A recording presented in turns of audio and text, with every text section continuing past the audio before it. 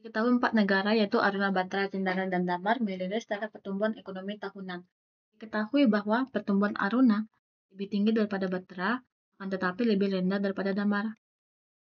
Kita misalkan saja urutan pertumbuhannya itu dari 1 sampai 4, dengan 1 itu paling tinggi dan 4 itu paling rendah. Negara dengan pertumbuhan tertinggi itu bukan Damar, oleh sebab itu D itu tidak mungkin di posisi pertama.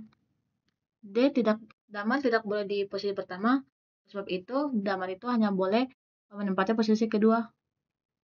Agar tempat dari Aruna dan Batra ini masuk ke dalam keempat urutan kita. Di sini karena ini Batra. Maka di posisi pertama itu yang belum ada itu Cendana. Urutan yang benar itu Cendana, Damar, Aruna, dan Batra. Jawaban yang benar itu opsi B.